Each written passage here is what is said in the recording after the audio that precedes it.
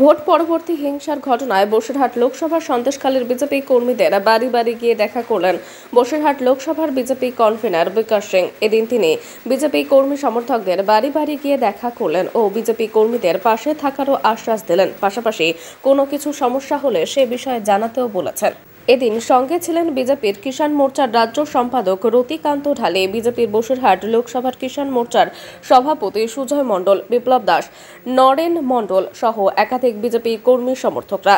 সন্দেশখালী অঞ্চলের ঢোলখালী, টংতলা ও বউ ঠাকুরানী বাজারে বিজেপি কর্মীদের সঙ্গে কথা বলেন বসিরহাট লোকসভার কনভেনর বিজেপির বিকাশ সিং। তিনি বলেন, আমরা মানুষের পাশে আছি, আগেও ছিলাম, এখনো আছি। কোনো মানুষ কোনো সমস্যা হলে আমাদেরকে জানাতে পারেন, নির্দ্বিধায় আপনাদের পাশে থাকব, এমনটাই আশ্বাস দিলেন বিজেপির বসিরহাট লোকসভার কনভেনর বিকাশ সিং।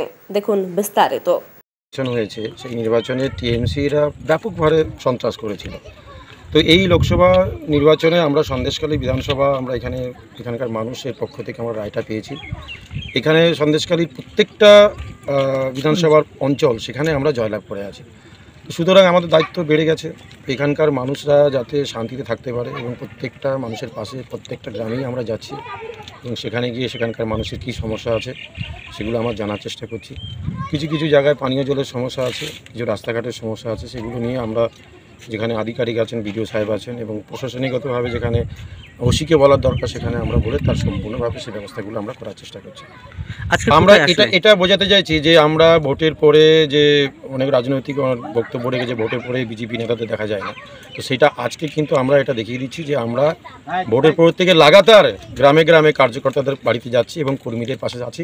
আগামী দিনও আমরা কর্মীদের পাশে থাকবো। আজকে কোথায় এসেছিলেন? আজকে এটা টংতলা বৌঠাকুরানী এলাকাতে আজকে ঘুরে গেলাম। এখানকার মানুষের সমস্যা কিছু আছে, কিছু সমস্যা ছিল, চেষ্টা করব সেগুলো সমাধান করার। আপনার নাম কি আছে? আমার নাম বিকাশ সিং, আমি বিজেপির লোকসভার কনভেনর। Thank you.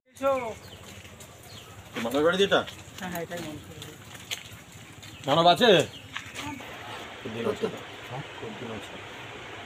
কতদিন হলো? রেজাল্টে কয়েকদিন থেকে করে বাজি মেরেছে সারাদিন রাস্তা গলি সমস্যা নেই তো এখন শান্তি, এটাই তো আমরা চাই যে এলাকা শান্তি থাকুক, সবাই শান্তিতে বসবাস করুক। হ্যাঁ সেটাই জানি। দাদাই তো বললো বিকাশদা কেমন আছেন? ঠিক আছে। এটা কিছু সুন্দর গন্ধ আসছে কোথা থেকে? এটা এর গায়ে ওই মশা মার মশা আসছে। এই এদিকে কোথায় যেতে হবে? না না তো ভালো মাছ হবে এটাতে মোটামুটি। কাল খেয়ে ফেললে তোর মিনিমাম এক চেপে দু চেপে এরকম মাছ হবে। মারো মারো পুকুরে কি মাছ আছে দেখি, জাল মারো। সুজয়ের বাড়িতে এসেছিলাম দুপুরবেলায়, ঠিক আছে? রাত্রে বেশি খাওয়াবো। কি বলছিস?